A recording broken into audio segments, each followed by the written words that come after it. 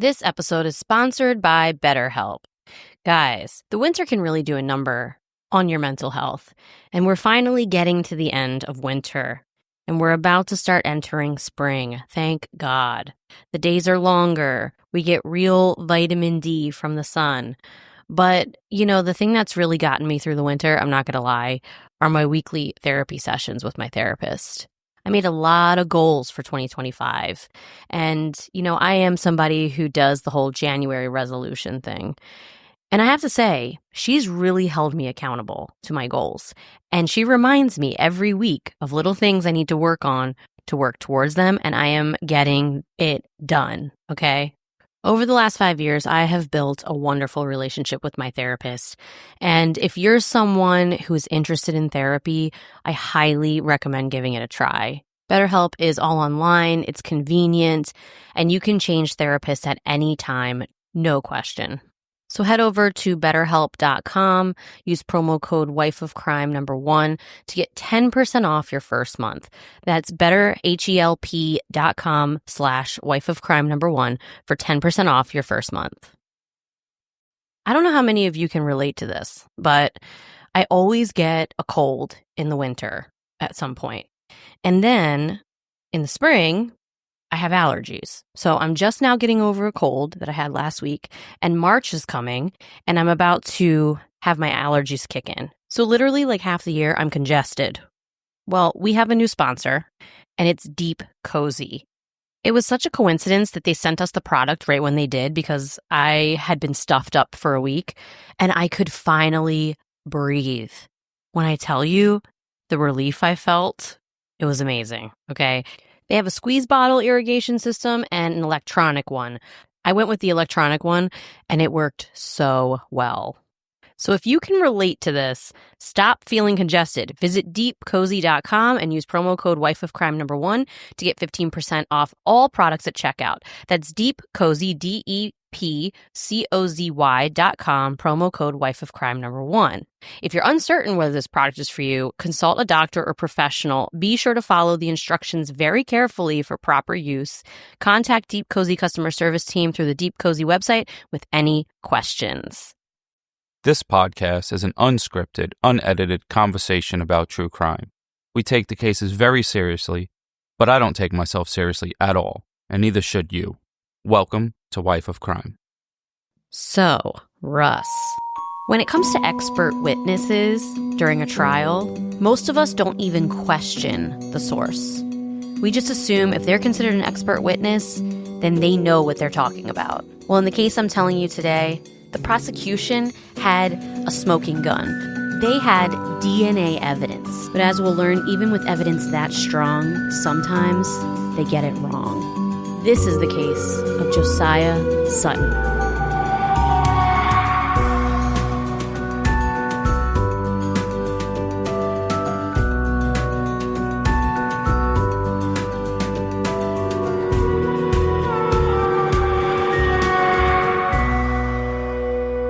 Hello, everyone. Welcome back to Wife of Crime, a true crime podcast where I tell my husband, Russ, true crime stories and he reacts to them. What's up, folks? It's private. I'm obsessed with Onija. You still are? You're still on... Where is she? In jail. We talked about this. She's in jail in Dubai. She got detained. For nothing. You are detaining me for nothing. There was this viral video a couple years ago. I think we talked about it in one other episode where this girl gets arrested and she starts singing, "You are about to lose your job." Yeah. You are while about the cops to lose arresting your her job and her belly's out. Because you are detaining me for nothing. And so now anytime me and Russ say detaining or I say detaining, we always go, for nothing. We can't be the only ones that do this with stupid viral videos and stuff. I don't know. Some people do it with movies, but we definitely do it with viral videos. 'Cause we, I guess, use our phone more than we watch TV. Probably. But you're the king of viral videos. I am Russ, a.k.a. Mr. Viral. You are. You love viral videos. It's one of your favorite things. Because they're also quick. It gets to the point quick. You're also like an encyclopedia of them. You really are. It goes way back in the days with chocolate rain. You remember Chocolate Rain? No, I don't. What? I don't remember Chocolate Rain. Oh, man. You're going to have to show me later. And then the dude that used to sing, what, in the butt. Yeah, I remember that one. Those are like the OG ones before there were the app. Yeah, I know. Bum fights. So many viral videos. 2 years ago on our 2023 wrap up, we talked about you being a viral video like connoisseur. Viral video vixen. The triple V. People always send us the apparently one because we always say apparently. And so anytime anyone does like a parody about it or a viral video happens about it, we always get sent those. It's funny though, I get the same meme sent from like many different people. Yeah, you do get the same memes all the time. Literally everyone that listens to us who is on Instagram, I think every single one of you guys have sent him the ologist meme. Oh my God. We've gotten that at least 1,000 times. Mr. Ologist. I'm a find out ologist. A find out ologist. It literally comes to us at least 2 or 3 times a week from a different person. So I'm like, it's funny. It must like make its way around the internet and like certain people's algorithms. It pops up because all of a sudden we won't see that meme and then it'll just pop up in our messages by like 4 different people. Oh, the internet's a weird place.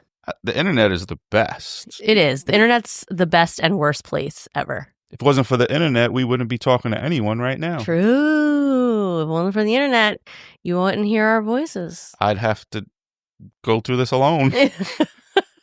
You would.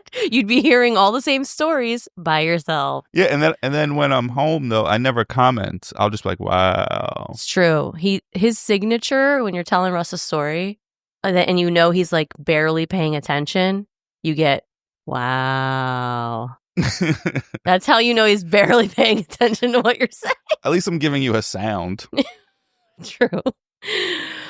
So this month on the Patreon, we are going to watch the new documentary or docuseries on Netflix about Gabby Petito. And I've heard from a lot of people that it is very well done, but it's super emotional. And I've also heard that when you watch it, you hate his mother. I mean, everybody already felt that way because they were hiding him. Yeah, oh, definitely. But I think the documentary really shows it. So I'm excited to watch it. I'm excited to review it. It's 3 episodes, but you're actually interested in this one. Yeah, I am. Like I could watch that tonight before we go to bed or something. Yeah, you're interested in it, which I'm excited about because the last 2 ones I thought you were going to be super into, and you were like, they were all right. But this one is actual true crime, like real true crime, documentary, and you're interested to watch it. So that's cool. Yeah, I was following that like while it was going on. Like, like when they said she was missing and he came back. Yeah. That was nuts. And then he got off too easy. Didn't he like go commit suicide or something? Yeah, so there's a lot of interesting theories about that as well. Oh, they think that he might have disappeared? We'll see. Well, I don't know. If they found his body, that means he's dead. Yeah, I guess they found... I don't know anything, really. So it's good. You're going into it kind of blind. I mean, you followed the story, but we all know you don't really follow stories that closely. That's true, because I get distracted. You read headlines. Yeah, because sometimes the articles are too long, but now with the iPhone, with the new smart AI update, it can summarize any article and just give you like the key points. Wow. And emails and all that. That's perfect for you. Yeah. For someone who doesn't want to read. But then sometimes I feel like it's still too many facts. The summary is too long for you? I basically need to say summarize it and just read me the first sentence and the last. And or can you say summarize it in 5 facts or like 5 sentences? Probably. Maybe it can do a very concise summary for you in like 5 sentences. That would be good if you could do that for wives. Oh my God. You're so annoying. Like, can you summarize this story? Why do I know what your friends are wearing before you tell me the story and that her hair was up? I mean, I'm also like your wife in particular, Russ. And, I'm pretty wordy. Okay. I'm a pretty wordy person. I know. But I'm the person who sends like paragraph texts. Her text isn't like it's like, how like it's a bubble, but then her text sometimes is so long you have to scroll and the bubble keeps going. You know what it is? Because I'm not the texter that's like boom, boom, boom, boom, back to back in like 3-word sentences. Yours are phone calls. I want to get everything I have to say That's a phone call. In one paragraph. I don't say, hey, send. How are you? Send. I wanted to ask you a question. Send. Like some people are like that with their texting. I can't do that. I'd rather put it all in a paragraph. No, I put down what's in my head at the moment, but every time I push send, I think of something else. So then I have to type that too, and then it's another send. Oh, so because you can't think of a paragraph at once. No, that's not in my head. Yeah, because you don't think about what you're going to say before you say it. Yeah, I just tried to say words in my head, and it was just like. Anyway, well, you have the patron shout outs. Yeah, I do. So shout them out. So this week's patrons are Melinda, Lindsay, Haley, Ashton, Lori, Gracie, Johanna, Tiffany, Kayla, Kristen, Carmen, and her freckles. All right. Well, thanks. And shout out to you guys. And cheers. Cheers. Appreciate you all. Thank you guys so much. Yep. If you're interested in our True Crime and Chill episodes, head over to patreon.com/wifeofcrimepod or sign up at the Apple subscription to get any of our bonus content. And I made it so easy on Spotify because now when you go to our Spotify on Wife of Crime, it says exclusive bonus content. You just click it and it merges with our Patreon. Oh, that's good. For the people who listen on Spotify and don't want to have another app that they listen on, which I get it. I guess. I still kind of use Apple. I don't know why. Yeah, I use Apple too. And then, but I use Spotify for music. Yeah, same. I use Apple for podcasts and Spotify for music. I don't really know why I do it either. I think it's just my habit. You don't like new apps. I don't like change. You get confused. I do. I just don't like change. It is what it is. Maybe that's why you don't update your phone. Maybe. Yeah. It's probably on iOS 2. It gives me anxiety because I'm afraid something's going to change and I'm not going to know how to use something.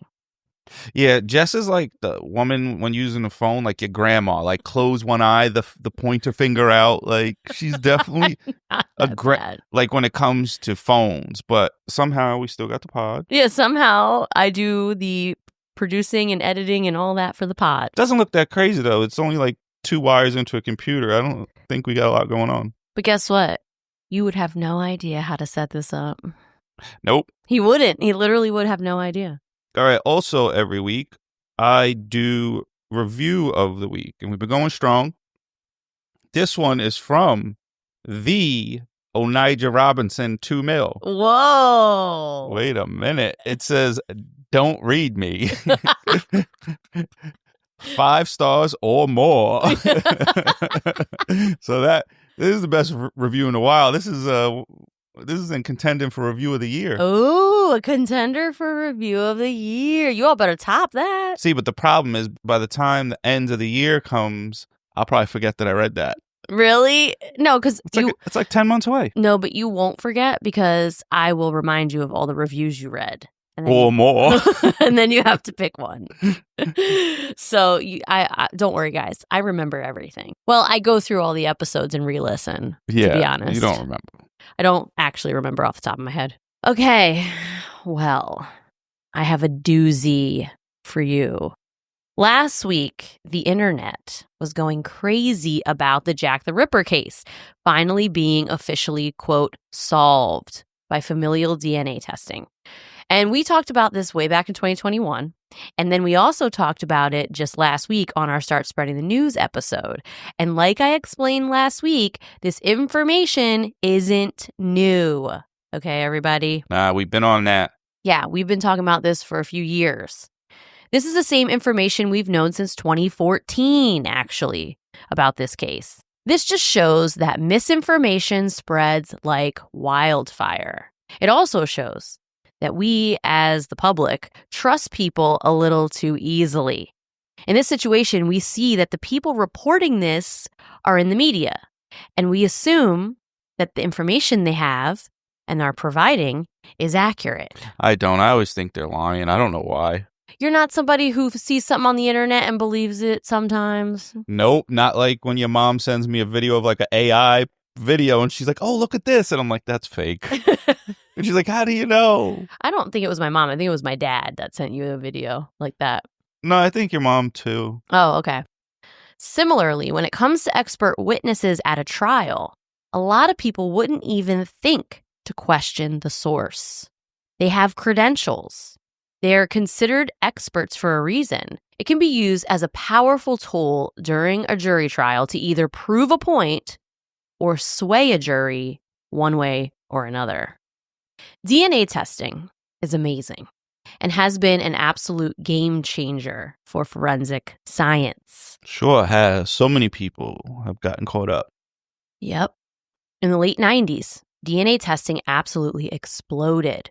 Prior to this, in the 70s and 80s, they had been using hair sample analysis, where forensic scientists actually put a piece of hair from a crime scene under a microscope, and they compared it to the suspect's hair. They analyzed the color patterns, the texture, and these hair analysis experts would often be the most important people in the case. Although a lot of times they got it right, there are many times they got it wrong. Wow, so that was like the first, for sure, way they would say, like, you left a hair behind and we know it's yours. And yes. When DNA sequencing became the gold standard, this called into question previous convictions where hair analysis was used. Well, double check it, right? This hair analysis technique, although sometimes accurate, was incredibly subjective. Because you're literally just a person looking at it under a microscope. Yep. By the mid-90s, they were able to extract DNA from hair and analyze the DNA patterns using a computer.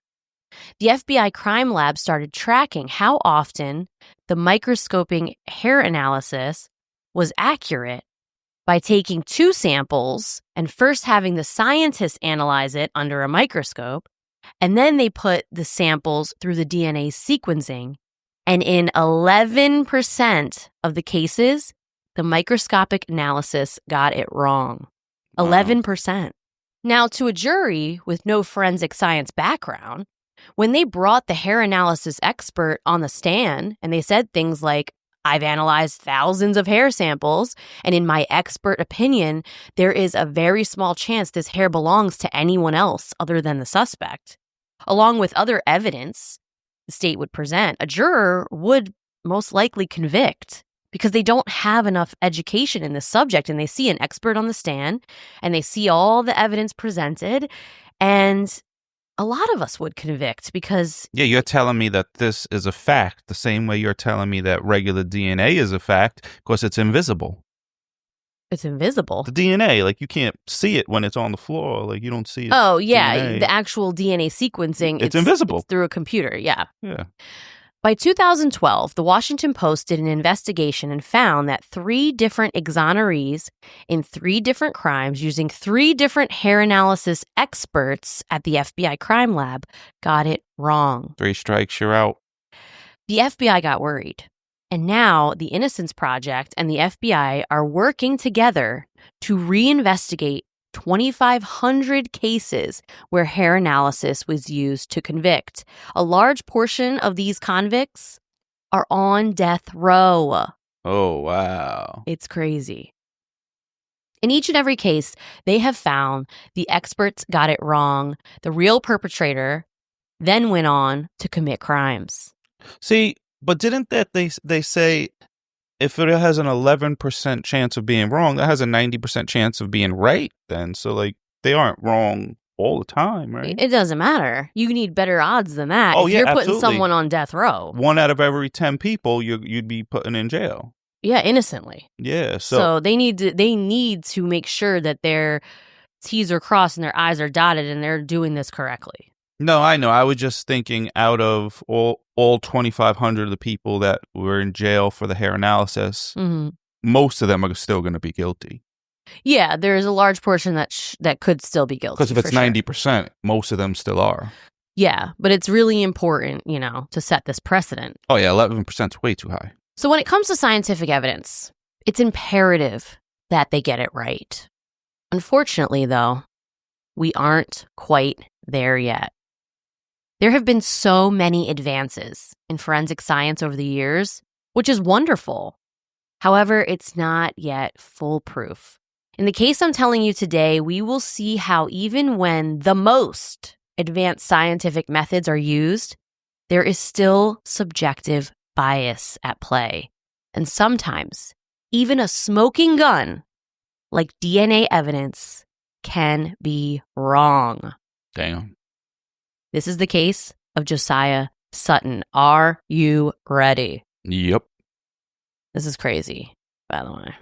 We're going to go back to 1998. Okay, everybody? I'm going to transport you guys back there. When the number one song was Too Close by Next. Once you realize the words, what that song was actually saying, was there ever a time you just bopped to it a few times you didn't know? Yeah. And then you think about oh, it's about his erection on the dance floor. So true. But it was the number one song in 1998. ER, Friends, and Frasier were the top 3 TV shows on primetime television. I didn't watch ER. Oh, I did. I was obsessed. And the release of the movie Titanic would cause a profound cinematic impact. Crazy. Titanic, I've never seen that. by the way, Russ has never seen. He refuses to watch it. I think a lot of you know this because we've probably talked about it. I've made bets with him multiple times, and Titanic was what he needed to do if I won the bet. She's never won a bet and in her life. Win. We've been together 15 years. I've been begging him to watch Titanic. He won't do it. You know what else was in 1998? What? The Yankees winning the World Series. Wow. Another one. It happens all the time. Being a teen in the late 90s was such a great experience, wasn't it? Honestly. I think the 90s is cool, our era, because we know life before technology, but we weren't too old to be weird with it. It's funny that you say that because literally my next sentence, I'm not lying, it's like you're a mind reader or you just know me so well. My next sentence was, we were the first generation of teens to learn the internet and technology and the last generation of teens to grow up without it. Yeah. We were the first ones to have boobs on command. Oh my God. It was true. What else was anyone... Tell me, young kids, oh my God, you just type in boob, but whatever. Everybody was curious. Looking it up.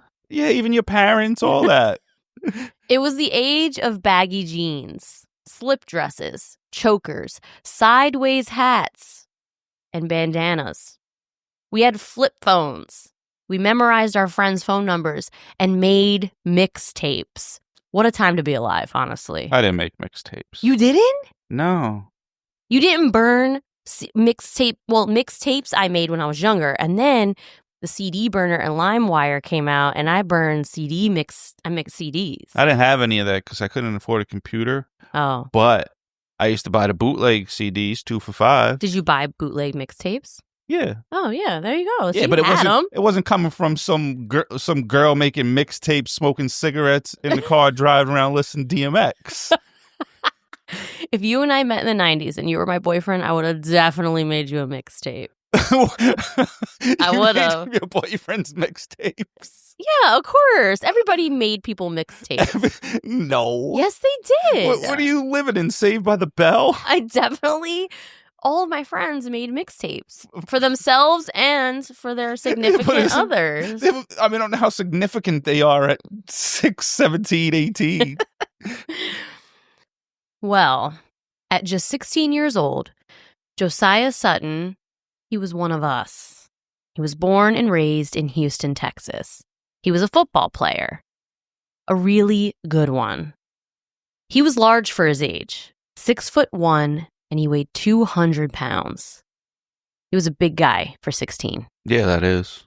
He became the captain of the varsity team as a freshman. So, pretty talented. Yeah, you got to be really good. Unless your school stinks. No, it didn't stink. It was a good school. They ended up going to state the year that this happened. Oh, yeah, so they are good. His coaches believed he would one day go pro. He was in his junior year, figuring out what college he was going to go to and leading his football team towards the state championship, like I said. Josiah was the oldest of his 5 siblings. His mom had him when she was just 15 years old, and his father left the family when he was only 6. With his father gone and his mother working 3 jobs, this made him step into the role as like the man of the house at this young age. He helped raise his younger siblings, and when he was 14, Josiah taught himself how to cut hair. And he got a job working in a barbershop. And he even made enough money to help his mother buy groceries and take care of the other kids. So sounds like a good boy, like a good son. Yeah, he was a good son. He was a star football player. He had like his whole life ahead of him. And he was truly, truly... hard worker, good character. Yeah, good character, good kid. But he wasn't perfect, however. He did make a pretty big mistake when he was 15. Despite his status as a football player, he was dealing with some kids who were bullying him, like, relentlessly, okay? So he decided to bring his mother's boyfriend's gun to school to scare the kids. And he got caught. But the judge gave him probation because he was a first-time offender, and he had such a promising future, and he did have good character. Then the judge was like, this is appropriate for this first-time offender. This is an appropriate punishment for him. She didn't want to ruin his life. You know what? Today, that's a different story because back then there weren't all these school shootings. Now, definitely. It wasn't the judge probably didn't even look at it as a real threat. Like, probably looked at it as just trying to, like, get these boys to stop bullying him. Yeah, and that was what the case was. But this situation scared Josiah. He didn't want to have his chances of a successful football career to be compromised. So after this incident, he stayed on the straight and narrow path. On October 25th, 1998, a 41-year-old woman named Priscilla Stewart was just getting home to her apartment in the evening after work. When she got out of her car in the apartment complex parking lot, she was suddenly approached by 2 men with a gun. The men abducted her by forcing her into the back seat of her own car, which was a Ford Expedition. That's a nightmare, man. Nightmare. It's terrifying.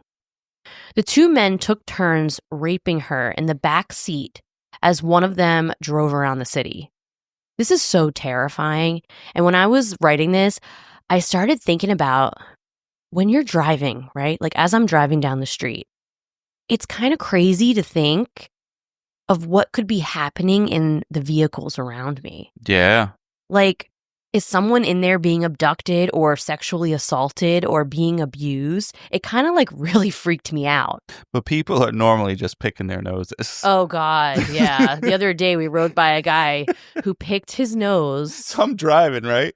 I see this guy pick his nose. I'm like, ew, man. Because then he ate it. He ate it. But I just didn't catch that one. I was like, Jess, look, this guy's just picked his boogers and ate them. and she looked and he did it again. He went straight from his nose. It was so disgusting. Mouth, and then I was trying to get close to him. Yeah, now I'm following him, trying to watch this guy. Yeah, he kept following the car and speeding up and getting next to him. And then I laid back in the chair because I was like, this guy definitely knows that you're staring at him at this point. Jess said the last time she did that, her dad had Eminem's haircut blasting rap music, picking her up from school. That's true. He did. That's a story for another day. But yeah, so I didn't get to get a video of him picking his nose. I was going to get one. I guess he ran out of boogers. Maybe he did. It was really disgusting. But, probably that's what's going on in the cars around us, or people are like picking their nose and eating it or like talking to themselves. But it really freaked me out thinking about that, because I can't imagine this woman, how terrifying it is. You're right at home. That's what's scary. You're in the parking lot in front of your apartment. Yeah, you let your guard down at that Yeah, point. Like she just got home from work. about to walk in her house and relax. And these guys abducted her and threw her into the backseat of her own car. It sounds like they were waiting for her. It's wild. Like, it might not have been random. And the men didn't kill her. They actually dropped her off in a field on the outskirts of Houston. She walked immediately to a police station and reported the crime. The officers took a full report, and then they took her to a local emergency room, and a rape kit was performed. The woman didn't get a great look at the men's faces, but she did say that the men both were young and black, around 5'7" with a lean build. See, the woman, she was 5'10", so she knew that they had to be a couple inches shorter than her. She guessed that they were about 130 pounds each. So 5'7" 5'7", and 130 lean. pounds. That makes me think that they could have been teenagers. Yeah, exactly. Because, after you become an adult, that weight hits you. Well, the woman also said that one of the men wore a sideways baseball hat and the other one wore a scully, or a beanie, as the kids say nowadays. We called it a scully. I didn't know there was a young or old way to say that. I don't know. We called it a scully back then. Back in the 90s, we called it a scully. Scully, beanie. I've heard both. I always say, where's my warm hat? Yeah, that's what you call it, a warm hat. Yeah, because it makes more sense. The trauma of the event made her not want to return to her apartment at all, understandably, since she was literally abducted right in front of it. She would stay with family for the next few months, but 5 days after the crime, she did go back to the apartment just to grab a few of her things. As she was driving to the apartment, though, she sees 3 young men walking down the street about a block away. 2 of them stood out to her because one of them was wearing a beanie and the other wearing a sideways baseball hat. She stopped her car and she watched them from down the street. She just knew it was them. Young, black, beanie, baseball cap. Right in her neighborhood. It had to be them. So she called the Houston PD to tell them that she saw her attackers. The police immediately came and arrested the men. Priscilla was also placed in the patrol car with an officer and was parked right next to where the men were being arrested. The officers asked her again, okay, now that you have a closer look, are these the men who abducted and assaulted you? And she looked again, she studied them for a few minutes, and then she said, yes, those are the men. The 2 men officers arrested were 19-year-old Gregory Adams, a.k.a. Dontrell, and 16-year-old Josiah Sutton. Knew they'd be young. Josiah and Dontrell weren't told what they were being charged with until the next morning. The boys thought that this was related to a fight that broke out in the complex a few weeks earlier when a group of kids were fighting with Josiah's friend group. The next morning, in front of the judge, Josiah was made fully aware of the charges against him. Aggravated sexual assault. Both men were adamant about the fact that they didn't do this. Oh, man. They were insistent. There was a lot of physical evidence that was collected. All the evidence from the rape kit, including semen samples, skin samples, hair samples, and swabs of the survivor's Ford Explorer because they ended up finding the car abandoned. Well, so that's good. So if they did it, they should be, ruled out. Ruled out. We'll find the truth out. All the samples were sent off to the Houston Crime Lab for testing. This isn't something that comes back very quickly, though, so Josiah and Dontrell had to wait in jail for the results. In January, both of them agreed to submit their DNA for testing because they're like, of course, we didn't do it. I'm definitely submitting my DNA. Oh, you'd be dying to, get the process going of that. Absolutely. They knew that this would clear their name. So they sent the samples to the Houston Crime Lab as well to be analyzed and compared to all the DNA that was found in the car and the rape kit. While waiting for results, Josiah turned 17, and the prosecutor petitioned the court to charge him as an adult. He was certified as an adult and transferred to county jail because before he was in juvie. Damn, life just got a lot harder. Yep. 3 months later, the results came in. And this is the moment that everyone was waiting for. Drum roll. I can't believe it took 3 months. 3 months. What are they doing? I mean, it takes a while for DNA to get processed. You just keep stirring it for 3 months? No, it takes a while to process DNA. It's not a quick thing. The results confirmed that one of the men told the truth. Dontrell Adams did not do this. Okay. The DNA test proved it. But Josiah Sutton's DNA came back as a match. Huh? The crime lab had performed DNA analysis on several samples from the crime scene during 2 separate tests. The first test on February 23rd, 1999, used vaginal swabs and sperm found on Priscilla Stewart and compared that with the DNA samples provided by Dontrell Adams and Josiah Sutton. The second was done 2 days later and used samples from Priscilla Stewart's jeans, as well as semen found on the seat of the expedition in the back seat. When the DNA results came back, Josiah told his attorney, Charles Herbert, that the results were impossible. There is no way on God's green earth, he said. And his lawyer's response was pretty matter of fact. Yeah, like, I don't know. He said, well, I'm sorry, man, but that's what they came up with. Yeah, you pretty much dismiss them because science is known as fact. Exactly. Josiah Sutton was offered a plea deal, which he turned down. He was adamant, and he said he would never admit to guilt in this. He would rather take his chances and go to trial. The state's case against Josiah was ironclad. They had a surviving victim who was willing to testify in court, as well as DNA evidence, semen samples that matched Josiah.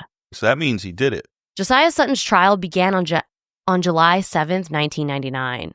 Christy Kim was the technician that performed the DNA analysis at the Houston Crime Lab, and she was brought on the stand as an expert witness to testify to what she found during her analysis. She had worked for the Houston Crime Lab for the last 17 years. Like, she was there a long time. She had processed hundreds and hundreds of DNA samples. And, you know, in the beginning, when an expert witness gets on the stand, they tell you what their credentials are. They say, like, I've worked here for 17 years.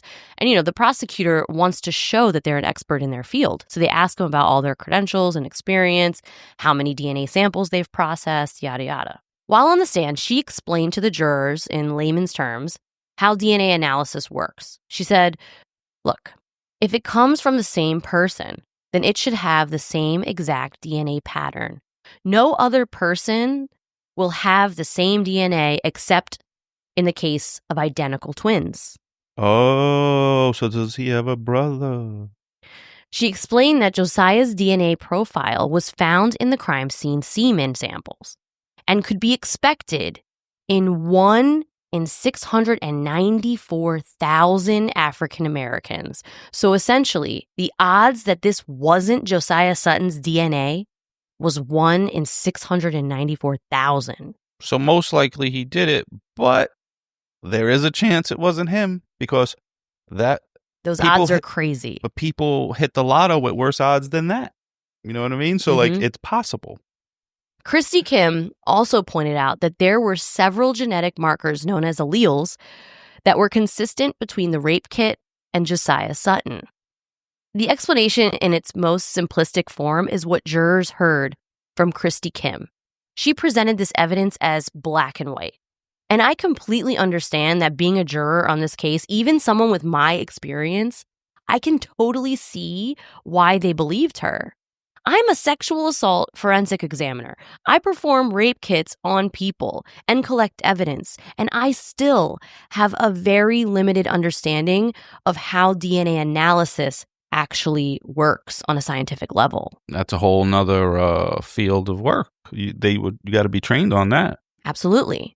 So explaining this to a jury of 12 people, just say yeah, some of which have no understanding of biology or science. This sounds incredibly straightforward, right? When I said it, how she said it. Oh, yeah. Book 'em, Dano. Priscilla Stewart then took the stand, and when asked if the man that attacked her was in the room, she pointed at Josiah and said, "This is him."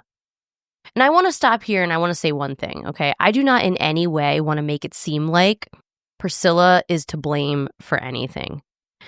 Because you have to understand that she was incredibly traumatized by this event. And I think that in her trauma and the aftermath, she believed what she was saying was true. She was told that the DNA matched this kid. Yeah, so obviously that's him. Now, I wonder if she's thinking, why wasn't the other guy a match? Or they're trying to get info, like, who's the other guy that did it with you? And he's like, I didn't do it. Like, what are you talking about? Yeah. And you know, from the victim's standpoint, like, she's 100% convinced at this point because the DNA is a match. Yeah, she's doing what you should do. In a shitty situation. Josiah's attorney, Charles Herbert's cross-examination of Christy Kim was incredibly limited. Like, all he could really focus on was lab protocols and issues with chain of custody. He had to try to establish some type of reasonable doubt. Unfortunately for Josiah, Herbert didn't get an expert witness to review the lab's work or even to explain to him what the science is behind DNA testing. Before the trial, Charles Herbert reached an agreement with prosecutors to submit any remaining samples to an independent lab for testing. So one thing that I will say I didn't know is that once a sample is tested, that sample can't be tested and tested and tested. You end up running out of samples at some point because a sample can only be tested once. Wow. And I didn't realize this. Me neither. I thought they had it, like, I don't know, on a little slide or something. I don't know. No, like it's and tested. And you could send it once. over there, send it over here. No, what do you think? That's it. But if you have, like, say, an ounce of blood they found or something, can they just split that up in a billion different ways before? Yeah. Oh, so they. But still, like, once something has been tested, it can't be retested. Okay. So Herbert sent the remaining samples to a company in Dallas, Texas, and Josiah's family ended up paying $600 to start this process to get it analyzed. But it turns out that it would have ended up costing $1,200 to $1,500, and Charles Herbert never followed through. Damn. He never let Josiah's family know what the remaining balance would be to continue processing these samples, so they were never processed. Josiah's mother, Carol, and his younger siblings watched as the prosecutor, Joseph Omby, painted him as a monster, saying he was evil, needed to be off the streets so he doesn't rape another woman, or worse, his crime doesn't escalate to murder. His mother, Carol, told a reporter for the Houston Chronicle that listening to her son being described like a monster was incredibly hard for her to sit and hear. She just wanted to scream in the middle of the courtroom in his defense. But then, does she even have, like, a doubt sometimes? Because DNA seems 100%. I listened to an interview with Carol Beatty, his mother. She didn't doubt her son for a second. She stood behind him and had absolutely no doubts because, like I told you in the beginning, this was a really good kid. Yeah, but I'm thinking, like, say if it was my son, I'd be like, all right, he's telling me no, but this is saying 100% yes. Like, yeah, you're going to have a doubt. She claims in this interview that she believed him the entire time, and she was convinced that something went wrong, that it was not her kid that did this, and something went wrong with the processing of the DNA. They call it, like, a mother's intuition or something? She just knew it. Let's not forget, Josiah was only 17 years old. He was still a kid. So she's sitting in this courtroom watching this prosecutor destroy her son's character in front of her. And he's a kid still. And it was incredibly hard for her to deal with. The jury would only deliberate for an hour and a half before convicting Josiah Sutton on July 9th, 1999. And he would be sentenced to 25 years in prison. When the judge read the verdict, Josiah sat in silence, staring straight ahead. His family started wailing. His mother was inconsolable. His family ended up getting security called on them because they were so distraught, and they were escorted off the property by police.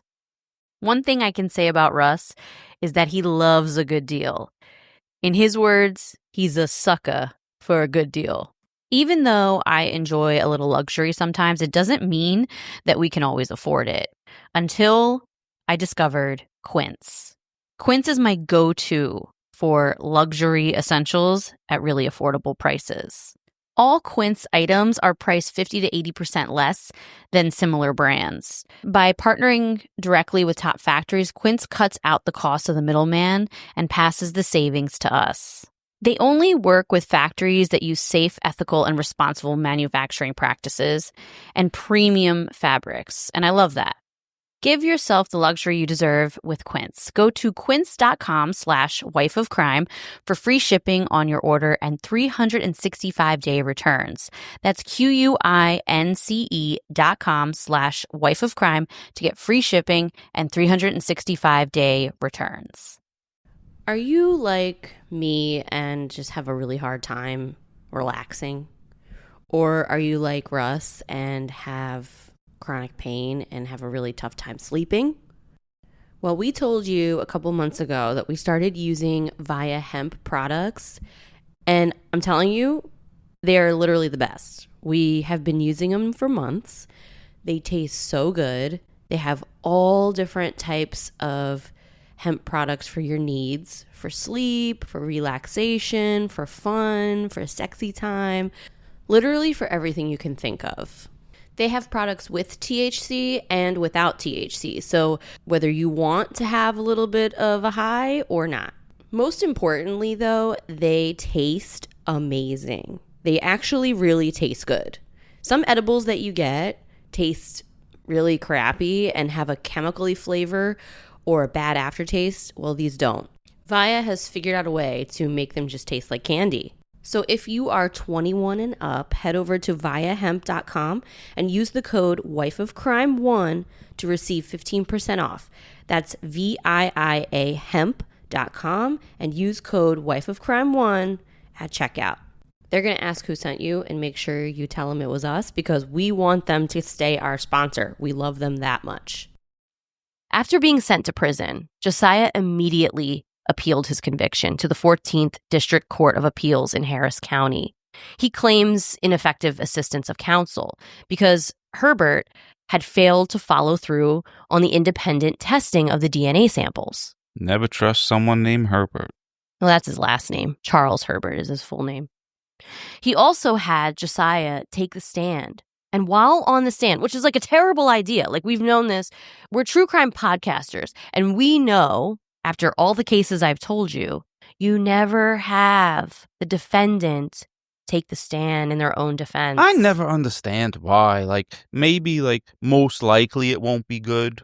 I'll tell you why. But we've talked about this before. I just don't. Sometimes maybe taking the stand when you're innocent isn't a bad thing. I don't know. Listen, this is not legal advice. 98% of the time, it's a terrible idea because if you're too emotional, a jury will judge you one way. If you're not emotional enough, a jury will judge you another way. Your emotional state plays a huge part in how the jury sees you, and it's a terrible idea because if you don't react the way the jury wants you to this, then it's going to look bad on you. It can be misconstrued because a jury is looking through a particular lens. This guy had Josiah take the stand, and while on the stand, brought up his past misdemeanor conviction of possession of a weapon, which, to me, is so stupid. Was that when he had the gun? Yes, when he was being bullied. No, it does seem like it could be. It could correlate. Is that No, his defense attorney brought it up. Oh, his defense attorney. Yes. I have no idea why his defense attorney thought it was a good idea to talk about him. This. He had to be a public defender, bro.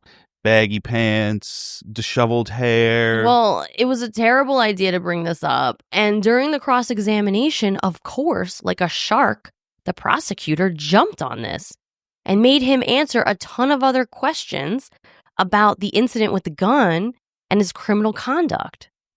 That was so stupid. Yeah, but it does really make it look like it's him. During the evidentiary hearing for the appeal, Charles Herbert said that the testing would have cost $1,200 and that Josiah's family didn't provide the remainder of the money. But the family said that Charles Herbert never told them that they needed to spend the additional $600. And that if they had known that, they would have done anything to figure out a way to come up with another $600. And I believe it. Me too. The appellate court rejected Josiah Sutton's appeal on January 18th, 2001, stating that Sutton could not show how a failure to independently test the DNA would have helped his case at the time, which is crazy to me, but okay. He then appealed to the Texas Court of Criminal Appeals, and they completely rejected his case without a comment. So he appealed twice, and both of them got rejected. Probably because of DNA. Exactly, because it looks like this is a open and shut case. Yeah, you're wasting no time here.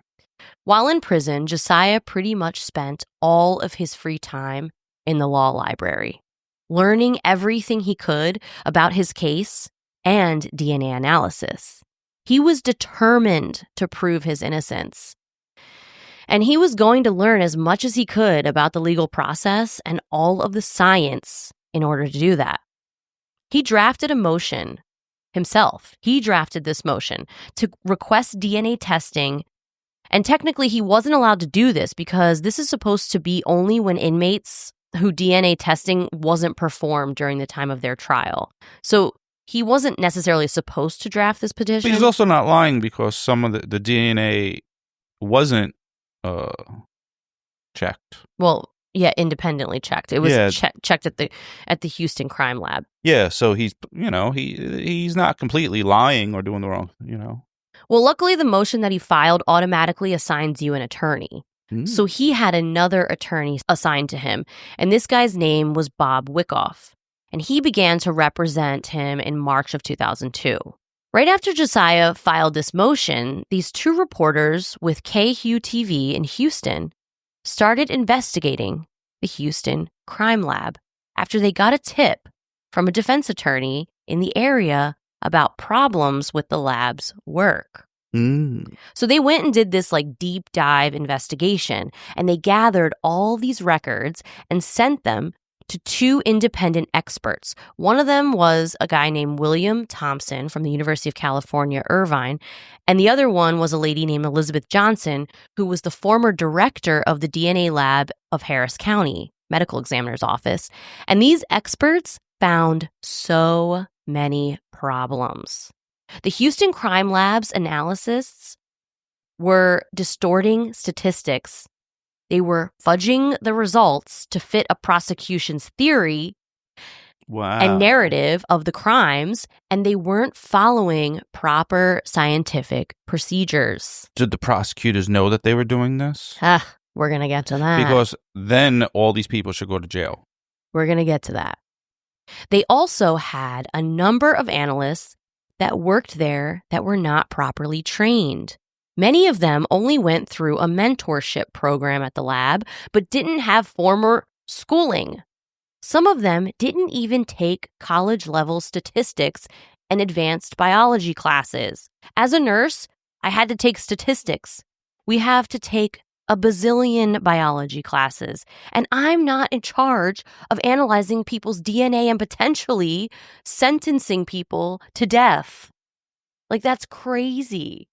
They are literally putting people in prison for life or on death row. From people that learned how to do it on YouTube. Yeah, literally. They're in a mentorship program, and half of them didn't even take the classes that I had to take to become a nurse. Well, maybe doing DNA is a lot more simple than we thought. They just were dummies. No, it's not that simple. You need to have biology and statistics. You need to understand these concepts. I thought you might just dip it, do a little dipstick. No. Like in pee. I'm going to explain it. Josiah's mom, Carol, she was at home watching TV when this investigative story was broadcast on the news in November of 2022. She probably was like, I told these motherfuckers. Well, she immediately jumped up in her living room and screamed. She called the station right away, and she told them that her son's DNA was processed at the same lab, and she is convinced that her son was innocent, and the DNA results were wrong. Respect, Mom. The two reporters, Anna Werner and David Razik, agreed to investigate Josiah's case. They got all the records from Bob Wickoff, his new attorney, as well as all the court transcripts from his trial, and they sent them to William Thompson, the guy in California. William Thompson's full report was released on February 6th in 2003, and it was damning. Mind you, he didn't even retest the DNA. He compiled his report just based off of Christy Kim's notes.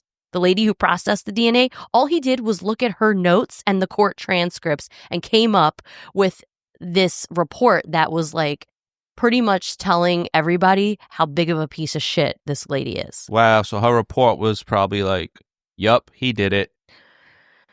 Well, in the report, the DNA strips were included. So he got to look at the actual DNA strips. I told you they were strips. But he didn't like retest the DNA.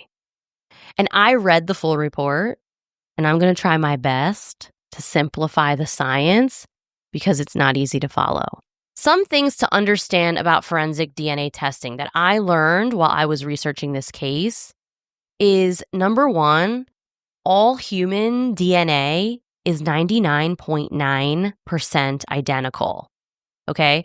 So it's the job of the DNA expert to look at the 1% differences in DNA that are unique to that individual. Mm-hmm.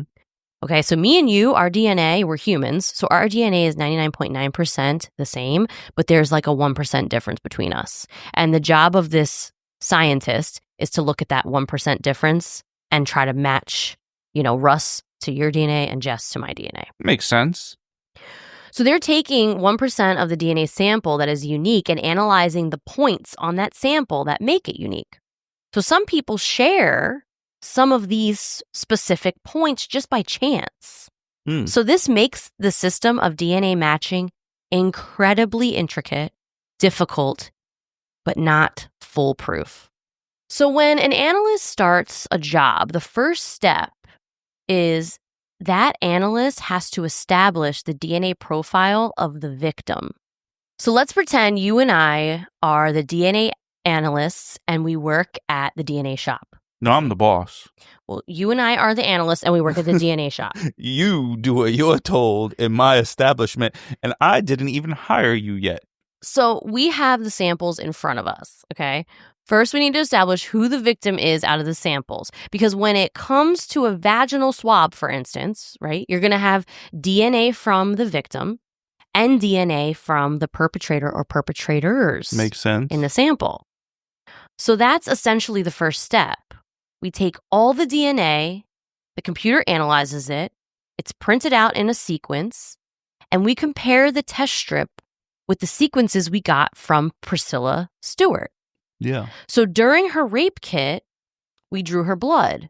We did vaginal swabs. We cut her fingernails. We took a piece of her jeans that had bodily fluid on it.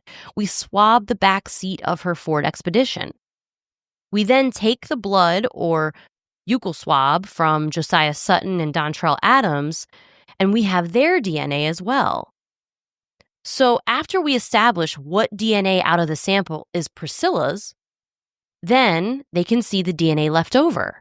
And that should be the DNA of the perpetrators, right? Because we've taken Priscilla's DNA out of it.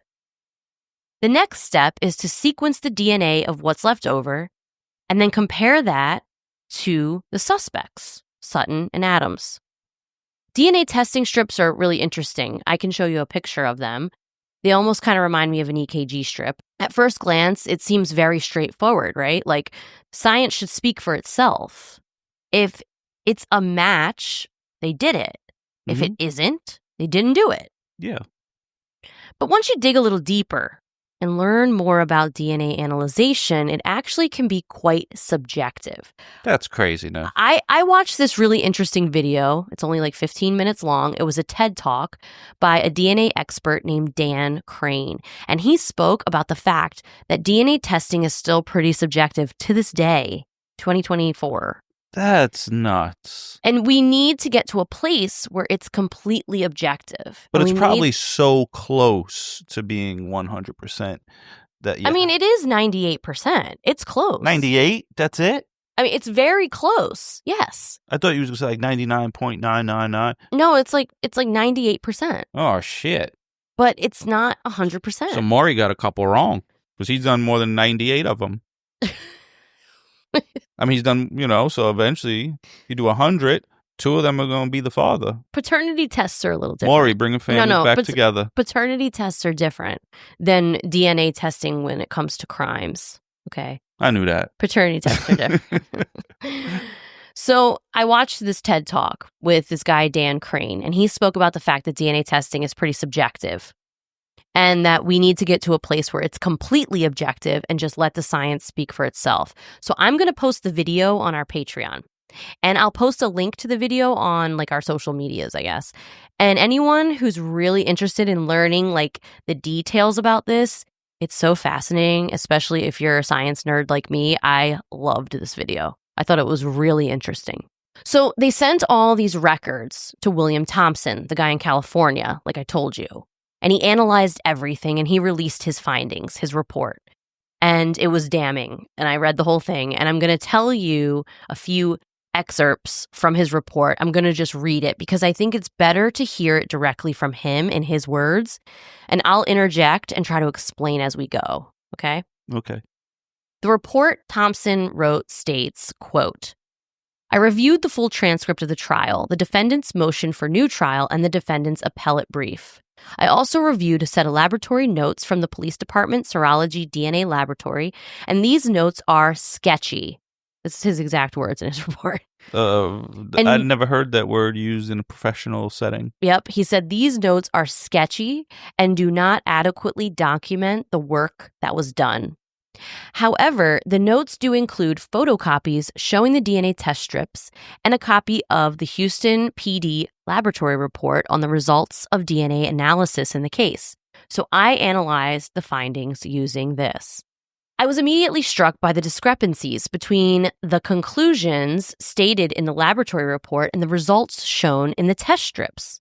According to the laboratory report, a semen sample collected from the seat of the same vehicle where the rapes occurred, which is referred to as sample 1, contains a mixture of DNA types, which are consistent with Josiah Sutton, Priscilla Stewart, and one other donor. However, based on the DNA test strips shown, Sutton and Stewart should have both been excluded from this sample. So the victim and Josiah Sutton should have been excluded from this sample that was in the back seat. Neither one of their DNA was found in that sample. The semen sample found on the seat, which was sample number 1, was a mixed sample, but it doesn't belong to either one of them. And this is just based off of the notes and the test strip that this guy is looking at, okay? Okay. Thompson also pointed out that when Christy Kim analyzed Priscilla's DNA, she came up with 3 different DNA profiles for her, which is a big problem because it shows that this lady, Christy Kim, whatever technique she was using was flawed because she can't even get the victim's DNA profile correct. She came back with 3 different DNA profiles for the victim. Yeah, she lied on her resume. Yeah, so like whatever she's using is wrong, and she's been there for 17 years. Doing this, okay? Scary stuff. So if she can't get the DNA of the victim correct, how is she ever going to get the perp's DNA correct? Thompson goes on to say, quote, the DNA test results were presented to the jury in a misleading manner that greatly overstated their value. The analyst stated that Josiah Sutton's DNA pattern was found in the sperm fraction of vaginal swabs, on the debris from combing the victim's pubic hair, and semen stains on the jeans. But when testifying to this, no statistics were offered to prove this. And the jurors could reasonably concluded, based on this testimony, that Sutton is the semen donor. Like, if you heard that in court, you would have thought the same thing, like we said. Then she said that the sample found concluded to belong to Josiah Sutton because, remember, she said it belongs to 1 in 694,000 black men. Yeah.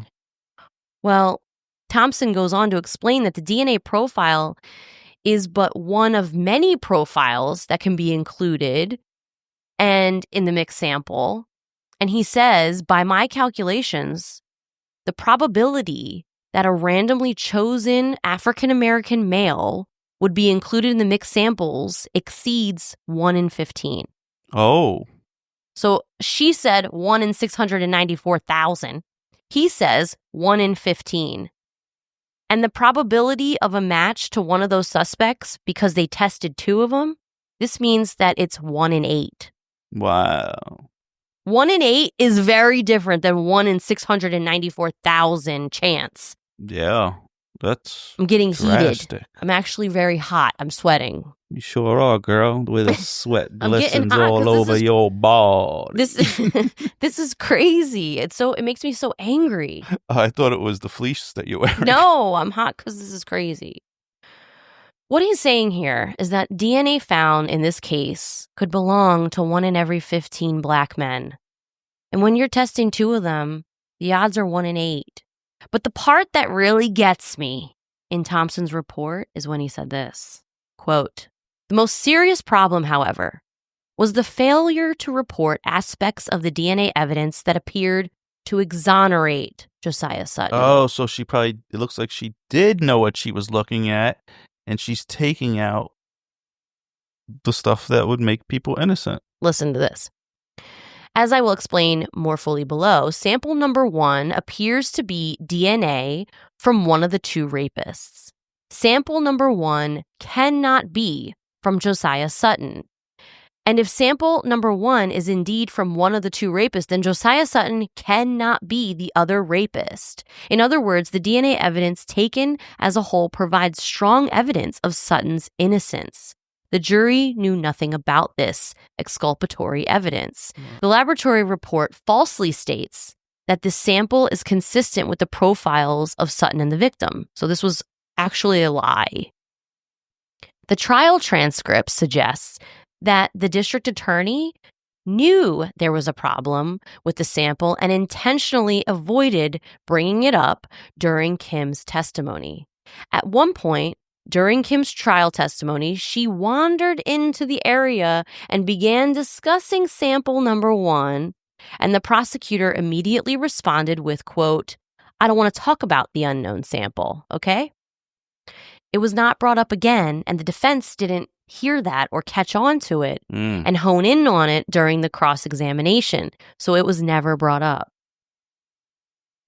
So once the TV station got this report back from William Thompson, they immediately aired this. And the public was in shock, and it terrified the people of Houston.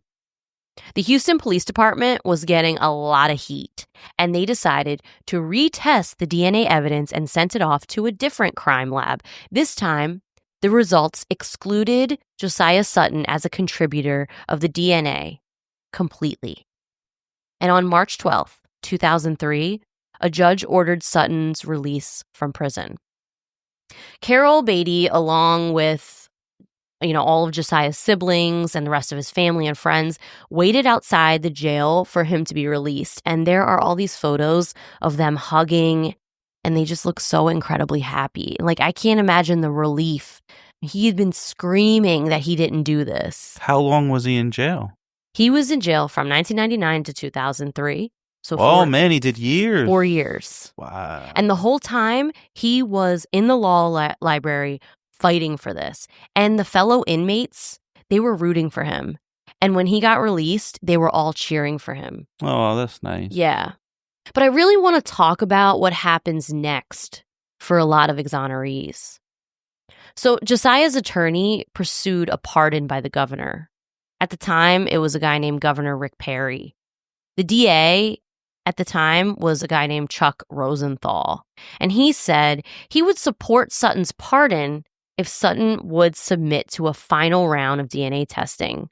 So yet another round of DNA testing. Oh my God. And he did it again, and he was still excluded as a contributor to this. Yeah.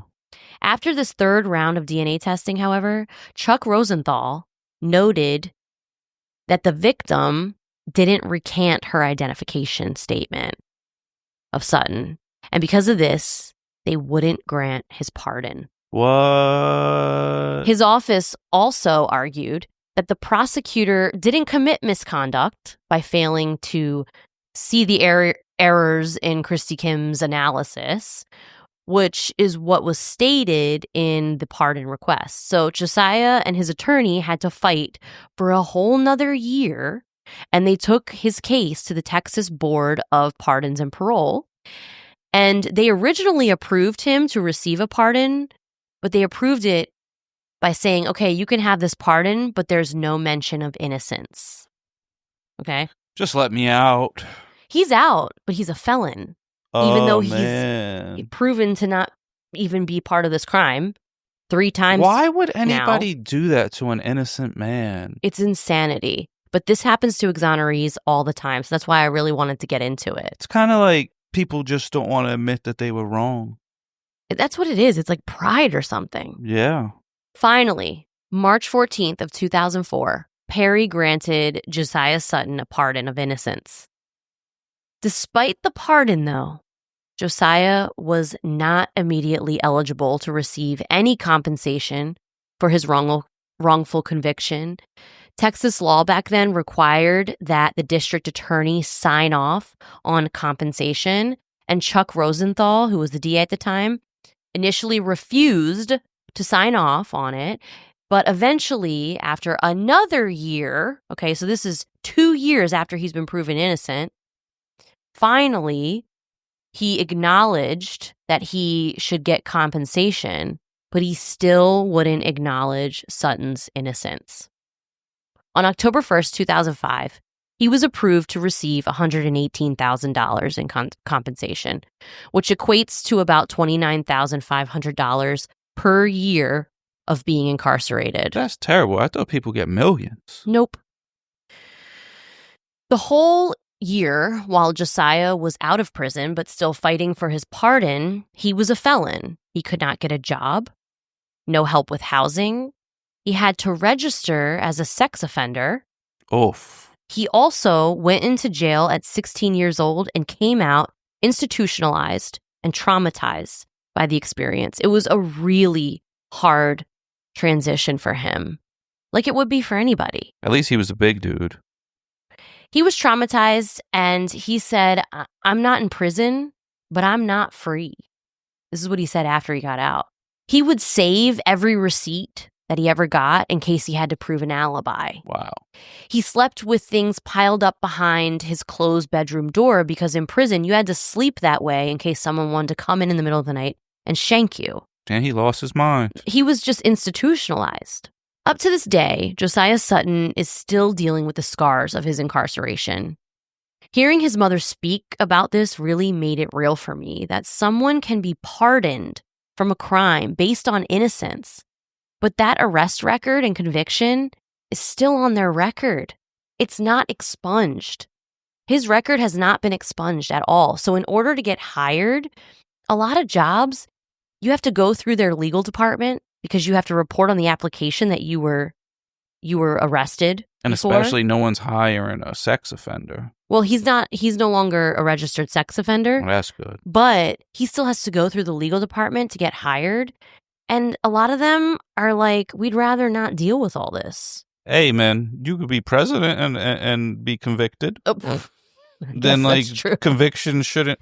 I've been saying this for a long time. If you served your time and paid your debt to society, then you should be able to get hired. Get jobs, Because what if someone went to jail for stealing something and, 8 years later he comes out, he's like, I'll never do that again. That was terrible. And now they could be a good person. Well, it's really difficult even to this day for him to get a job because his record hasn't been expunged. So he has to explain the situation every single time. Someone hire this man. And it's just been a really hard road for him. Do you know how to edit videos, bro? Are you out there? Need a video editor. It's just not as simple as we'd like to think it is. And Josiah Sutton was 16 years old when he went to prison, and he spent 4 years in an adult prison. His innocence was taken from him. His future as a pro football player, or even a college football player, was stolen. And he still, unfortunately, is dealing with the repercussions of it to this day. We'd love to think that someone is exonerated from a crime that they didn't commit and that life just goes on and they can live happily ever after. But sadly, it's just not the case all the time. Josiah told the Houston Chronicle, "My life is a giant question mark, and not because I chose to make it that way." Prosecutor Joseph Omby, who I'm sorry, but like disgusting in my eyes. So Omby isn't the homebee. No, he's not. He received a lot of criticism during the media coverage of Josiah's case, and he pretty much denied knowing anything about the inconsistencies in the report. He also said that he too is a victim because the media is painting him with a, quote, broad brush. He went on to say that in this case, he conducted himself like he would in every other case that he's been a part of. He didn't do anything to intentionally convict Sutton. All he did was present the best case possible with the information he was provided. We will never know if Joseph Omby knew that he was concealing evidence by not allowing Christy Kim to talk about sample number 1. But unfortunately, stories like this just play into the narrative that some prosecutors are trying to just get convictions. Who is it that they work for? I think our general understanding of the court system makes us believe that prosecutors are working for the victim. But in reality, they're working for the state. And the fact that this case was tried and a conviction was handed down so quickly made the state look good. In this case in particular, Priscilla Stewart firmly believed that both Gregory Dontrell Adams and Josiah Sutton were her attackers. And it was up to the state to prove this and confirm that she had the correct people. She was very open with the fact that she didn't get to see a good look at her attackers' faces. It's not up to the victim to prove this. It's up to the state. The police department and the prosecutor knew that the victim said her attackers were around 5'7" and 130 pounds. But Josiah, the star football player of his high school, he was 6 foot and 200 pounds. So like I said, we will never know if the prosecutor knowingly was being deceptive to win this case. I forgot that he didn't match the description. No, he didn't even match it. Like by inches. He was 6'1". Just a different human, not even like, similar at all. The other one would be a little skinny dude. Another one would be big. He was wearing a sideways baseball hat.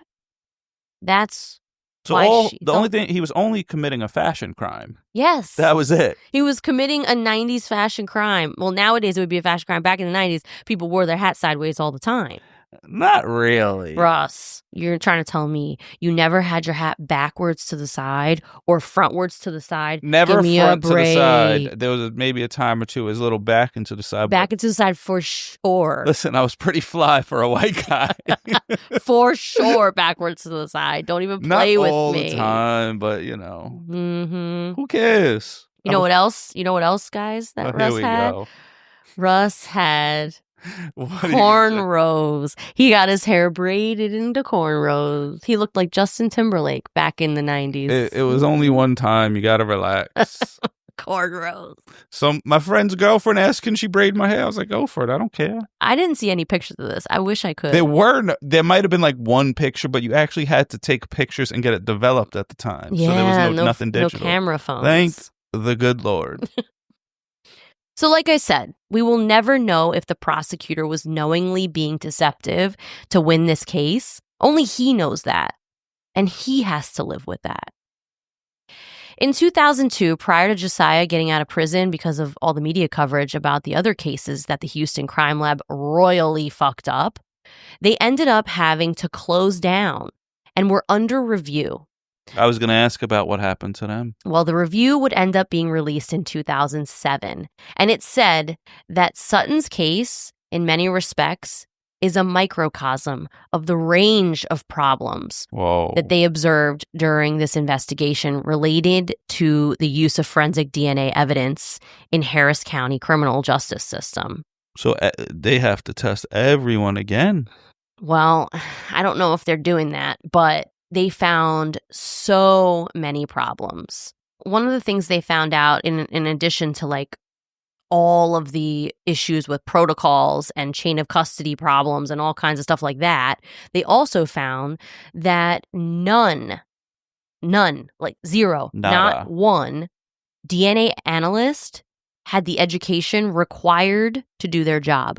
Not one of them. So they were just hiring the homies. They were just hiring randoms. So as part of this review, they ended up retesting years of evidence.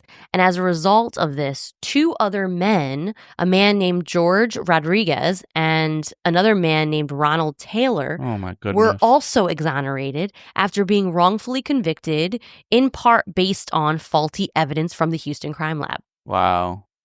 After Josiah Sutton's exoneration, the genetic material, or what was left of it anyway, was resubmitted for testing, and then the profile was entered into the FBI's Combined DNA Index system, and on May 9th, 2006, the Houston Police Department was notified by CODIS that the sample matched a profile of a man named Donald Gotcha, Young. bitch. After further testing, Young was arrested on June 11th in 2006 and charged with aggravated sexual assault, and he pled guilty. That's so good. In January of 2007, he was sentenced to 10 years in prison. As part of his plea, he told prosecutors that he committed the crime with a man named Damon Bautiste, and Damon actually died in prison. Wow, this dude So he got a plea deal. But how could you even prove that he was telling the truth about the plea? Well, that's the thing with plea deals. Yeah, bullshit. Because I'll say anything if I'm in a bad situation to get less time. Yeah, so so Damon Bautiste might have been the guy that did it, but he ended up going to prison and he died in prison. Josiah Sutton's story is not only a tragic reflection of a system that failed him, but also a somber reminder of how the victim in this case, Priscilla Stewart, was failed just as grievously. The wrongful conviction of Sutton not only robbed him of years of his life, but also distorted justice for Priscilla, who was denied the truth in the very process that was meant to protect her. But they got the other guy. After 5 years. That's not that long. He didn't get away with it for that long. No. This is a bad situation, but I'm glad that they got the guy. I'm glad they got the guy too, but 5 years later, he probably committed a lot more crimes. I mean, how many people are out there that never get caught? That's what I'm saying. It's good that he got caught. It is good that he got caught, but this whole situation could have been prevented, and he could have got caught originally. And probably went on to commit more crimes. No, how? They wouldn't have caught him because they didn't have his DNA. They didn't know who he was. They could have investigated the crime and not tried to just quickly close this thing. Nah, because she obviously didn't know what the guys really looked like, so it isn't like they just would have found him.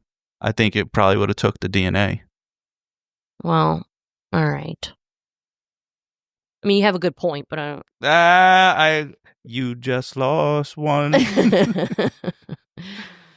Both Josiah and Priscilla were casualties of a flawed system that prioritized convenience and a quick conviction over a thorough investigation and fairness. This case shows when the justice system falters, it fails everybody involved, undermining the very trust that we put into it. I know I'm ending this case on kind of a bleak note, but I think it's really important to understand how things like this happen and to know the lasting impact of these failures. Luckily, cases like Josiah's have set a precedent for the future that will hopefully hold the experts in these fields to way higher standards. When researching and writing this case, my eyes were completely open to the possibility that things as I thought they were aren't actually the case.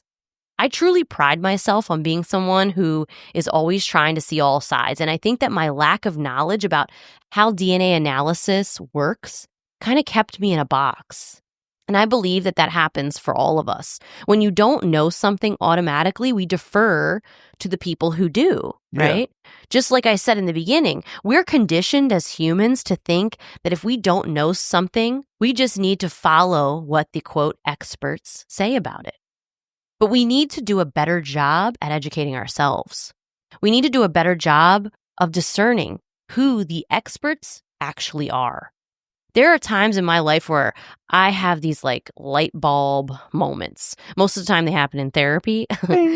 And I'm left feeling like, how did I live my life up until this point, not realizing this or that? I think in researching this case, this was a light bulb moment for me.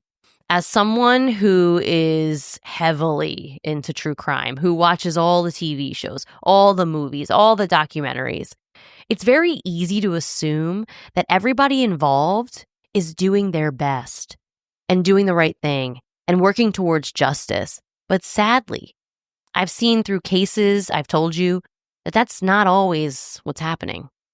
As in every other aspect of life, we can't just blindly walk through the world assuming that what we're told is absolutely the truth. It's easy to do that, especially when it's a subject as intimidating as science and DNA analysis. But this is an example of when the system fails and we see it fail right in front of us. How do we take that information and apply it to our lives? I think it's important to realize you can't always believe the experts.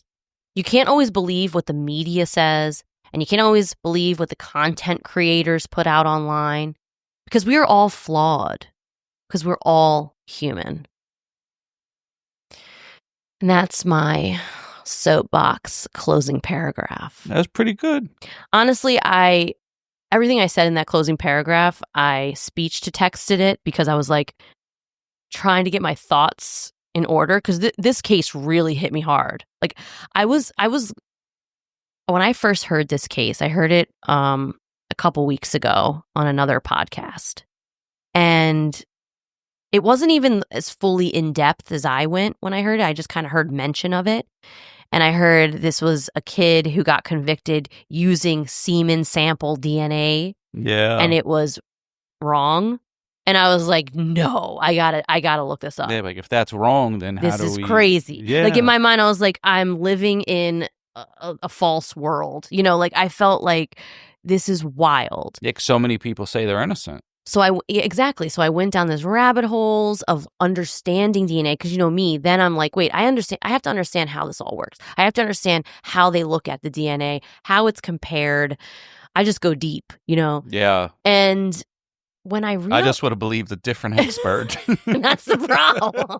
That's the problem. I'm like, who's the expert of the experts? Right? So that's the problem in this world, though. That's what I'm saying. Like, we just go with whatever, just like the Jack the Ripper thing. People, if that thing went viral again, like, things just keep going viral over and over. And you're like, this has already been talked about. You got to believe experts, though, because... You know, to get your house built, you got a carpenter, you got a plumber, you got an electrician. You can't know everything, so you always got to have experts. Absolutely. And I agree with that. I mean, the only ones that know everything are wives. Listen, I agree with that 100%. Like, you do have to rely on people who know better than you. Like, I 100% agree in doctor situations and all that as well. Like, not just with anything you don't know. But you have to be better at discerning, or you need to hear things and not just take it at face value. You need to investigate further, because we are in a world now with the internet that it's so easy to lie to people. It's so easy to produce propaganda. Well, it's because there's so many dumb people. It's so easy to just like put something out there and it be completely false. And we just need to do a better job. We need to educate ourselves. And listen, this whole subject is really intimidating. Like, DNA analyzing is very intimidating. I was intimidated by it too. But I'm telling you, when I watched that video from that TED Talk, that 15-minute video made me completely get it. You definitely went more into it than I would have if I was writing the story. I was like, whoa, she's really going for it. Well, when I did my sexual assault forensic examiner class, it was a week long, and we had a DNA expert come and explain this, and I kind of got it then, but not completely. But this guy's YouTube TED Talk that I watched, he made it so simple. He took it down to like the most simplest form. And one of his biggest points in his video that he explained was that the DNA analyst, they should have a blind comparison, right? Not like they're trying to match something to another one. Suspect. Like they're trying to trace it or something. So they shouldn't be trying to match the DNA that they have from the sample to a, quote, suspect. They should just have 2 blind samples with no title on it, no name. Yeah. Because that way, they're not, a lot of them work for the police departments. They work for the prosecutor's office. Yeah, but to me, it doesn't matter who you work for because you're getting paid either way. Whether it matches or it doesn't match, you're still getting paid for them to send it to you. But this guy's point in the video is if you're doing it completely blind, then it's objective. That's true. You don't know that this is a suspect's DNA. But we all take shortcuts at work. So, but in these situations, it's wild to me that anybody would take a shortcut. So I don't know what ended up happening with Christy Kim. I don't know if she went on to do something else. I don't know. I didn't look her up. But I don't know. This case got me so hot. Yeah, it makes you think back on all the people that scream they're innocent. Like, what if? And then when they say DNA, we're like, DNA matches? Nope. You shut up. We don't care what you have to say. Especially semen. No. Like that's not just like touch DNA has been proven to be kind of iffy. Oh, really? Yeah, touch DNA because it's just like, skin dust. Yeah, essentially. Told you it's invisible. But this is like semen and blood. I mean, that's supposed to be like the most accurate. So, very interesting case. And I really found this one super fascinating. Wow. Yeah.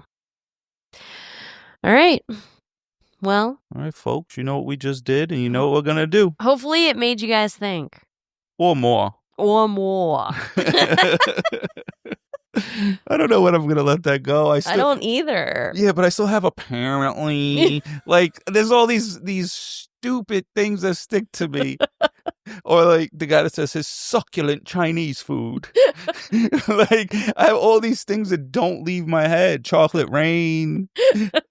I think people want or more on a t-shirt. Or more. Nigel will beat us up, bro. It's true. She's going to, as soon as she gets out in 5 years, she'll be in our yard. Sued. She'll be in our yard. Yeah. Looking for a husband. I'll let her marry Dave. Hashtag fuck Dave. Oh, God. Imagine Dave married to Onijah. Well, he I don't know if he's She's good your sister-in-law? I don't know if he's good enough for Onijah, the queen. Hashtag free Onijah. I mean, honestly, listen, you can't go over these other countries and act a fool. But not in Dubai. You can't be cause disturbances. At the same time, you can't curse. Just bring this lady back to America already. This might could keep her. She makes better content over there. In New York, she's a dime a dozen. That is true. She is a dime a dozen. But her makeup ain't. Maybe she went to jail for her makeup. They were like, you look disgusting. They were like, those eyebrows are offensive. Why you paint your forehead white and then black line eyebrows? I think she just uses a lot of like concealer maybe, or like the wrong color foundation on her face. Well, she got Shabana now. She'll be all right. Shabana. Oh my God.